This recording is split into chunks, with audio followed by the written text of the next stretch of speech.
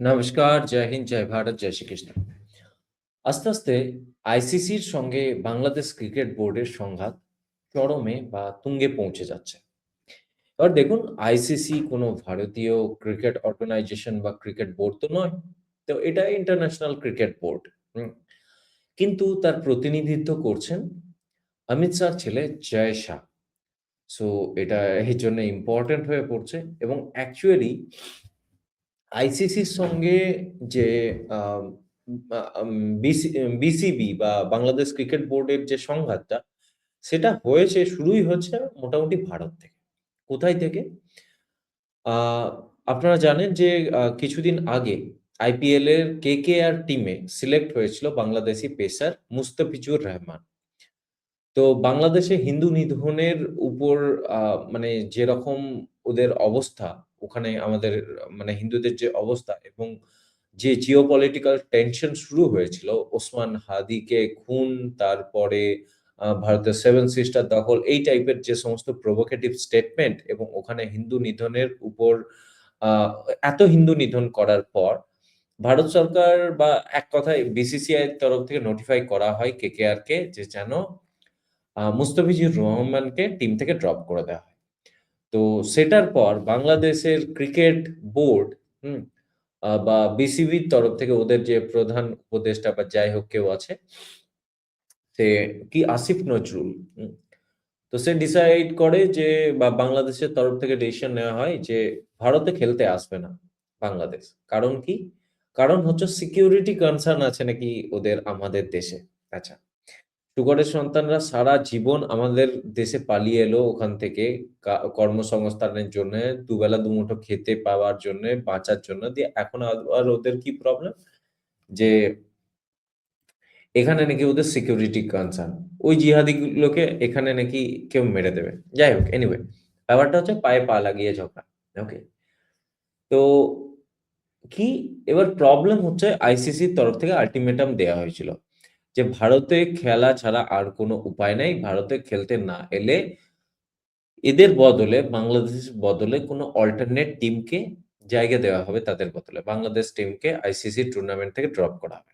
Bharat host করছে ICC tournament ২০২৬ এর যে ওয়ার্ল্ড কাপ আছে সেটা হোস্ট করছে।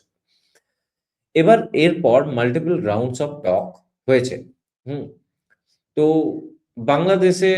বাংলাদেশ গেছিল আইসিসির প্রতিনিধি দল। তারপরে ওখানে মাল্টিপল রাউন্ড অফ টকস এর পরেও ওরা নাকি ওদের পজিশন থেকে বা ওদের যে স্টান্স সেখান থেকে অনার। ওকে?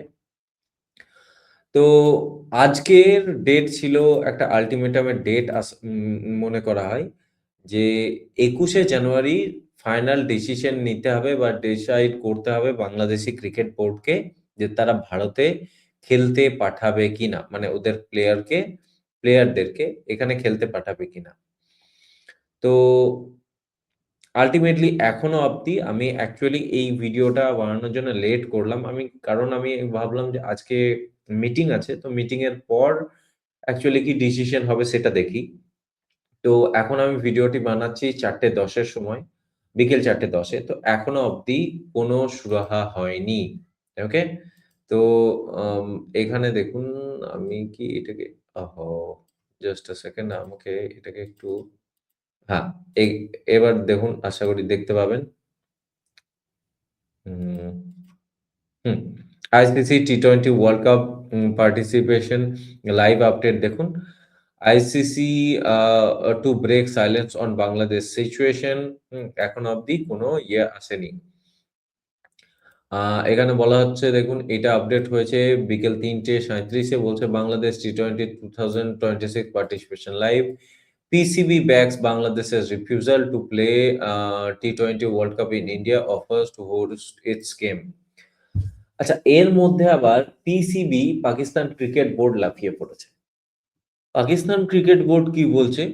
পাকিস্তান এর মধ্যে বলছে যে কোনো আমরা বাংলাদেশের আ এই যে স স্ট্যান্ড মানে ভারতের বিরুদ্ধে যে ভারতে খেলতে আসবে না সেটাকে সমর্থন করি এবং আ আমরা চাই যে যদি ওদের কোনো সমস্যা না থাকে বা আ আইসিসি কে সাজেস্ট করছে যে ওই গেমগুলো আমাদের দেশে হোস্ট করা যেতে পারে বা আমরা হোস্ট করতে পারি ওই যে গেমগুলো আ বাংলাদেশে বাংলাদেশীরা ইন্ডিয়াতে এসে খেলতে অস্বীকার করছে সেই গেমগুলোকে। আচ্ছা, মানে কি বলবো আমি জানি না। জিহাদিতে মাসতুতো ভাইও তো বলতে পারি না। যাই হোক, সব তো হচ্ছে কাজিন ম্যারেজের পেদাইশ। কি আর বলবো? দুটোই। পূর্ব পাকিস্তান, পশ্চিম পাকিস্তান দুটোই কাজিন ম্যারেজের পেদাইশ। হুম? বোনকে বিয়ে করে। তো যাই হোক, এই যে দেখুন, the ICC board is said to meet on Wednesday to take a final decision on বাংলাদেশের participation in the tournament। মানে আজকেই হচ্ছে সেই ওয়েডনেসডে ২১শে জানুয়ারি, যেখানে এই ডিসিশন নেওয়ার কথা। যাই হোক, ডিসিশন আইসিসির তরফ থেকে আজকেই ফাইনালি নেয়া হবে। এই যে যেমন এটা দেখুন, ২১শে জানুয়ারি আজকেরই খবর, যেটা ৩:২৮ এ। টি-20 world cup row deadline day live update. Pakistan offers bring new twist to ICC. ICC versus BCB row. Pakistan নতুন টুইস্ট আনছে। সো পাকিস্তান অ্যাকচুয়ালি কি করছে? এই অপরচুনিটিটাকে ক্যাশ ইন করতে চাইছে। মানে এতে দেখাতে চাইছে যে হ্যাঁ, আমরা পূর্ব পাকিস্তানের সঙ্গে আছি এবং ভারতের দাদাগিরি চলছে আইসিসিতে। এবং আমরা তার বিরুদ্ধে লড়াই করছি এবং সেইজন্য আমরা বাংলাদেশের সঙ্গে আছি। দেখুন, আইসিসিতে ভারতের দাদাগিরি চলবে। যেখানে ভারতের মানে আইসিসির প্রায় 70% 70-75% রেভিনিউ আসে ভারত থেকে বা বিসিসিআই থেকে। তো সেখানে আমাদের দাদাগিরি হবেই, সেটা স্বাভাবিক, কোনো কথা নেই। যার হাতে পয়সা তার হাতে সব। আমেরিকার হাতে পয়সা আছে তো আমেরিকা দাদাগিরি করে। আমেরিকার হাতে মিলিটারি পাওয়ার আছে তো আমেরিকা দাদাগিরি করে।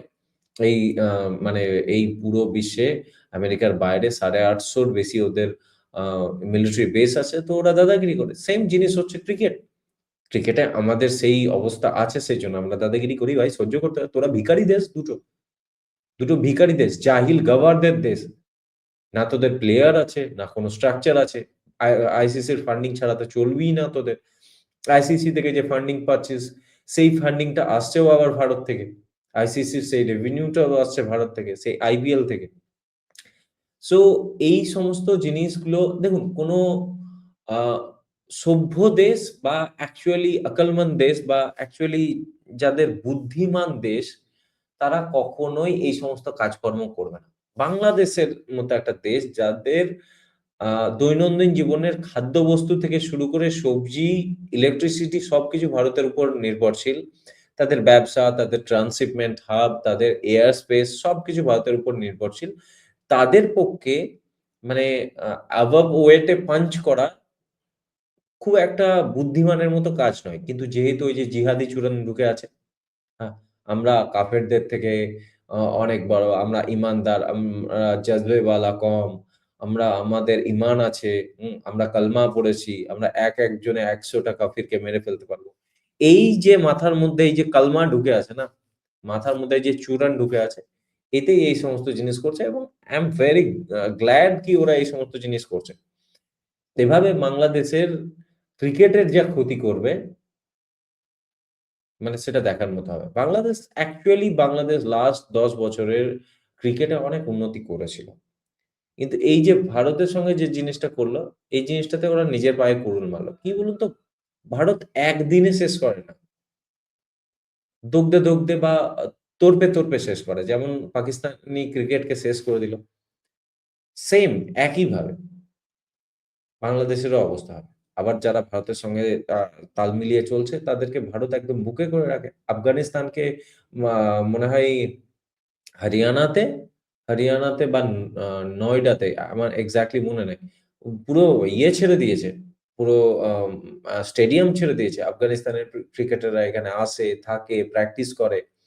পুরো স্পন্সরিং থেকে শুরু করে এভরি এ মানে টাইপস অফ হেল্প পসিবল, সেটা ভারত আফগানিস্তানকে করে। সো ভারতের যদি ক্রিকেটে যদি উন্নতি করতে হয়, তো তাহলে ভারতের গুড বুকস এ থাকতে হবে। নয়তো এফ ইয়োরসেলফ। যাই হোক, তো এই ভিডিওতে এতটাই। আমার মনে হচ্ছে আইসিসি ফাইনালি আজকেই ডিসিশন নেবে এবং বাংলাদেশ এবং পাকিস্তান দুটোর উপরেই কিছু পড়তে পারে। দেখা যাক কি হচ্ছে। নেক্সট ভিডিওতে আপডেট জানাচ্ছি। ততক্ষণের জন্য জয় হিন্দ, জয় ভারত, জয় শ্রীকৃষ্ণ।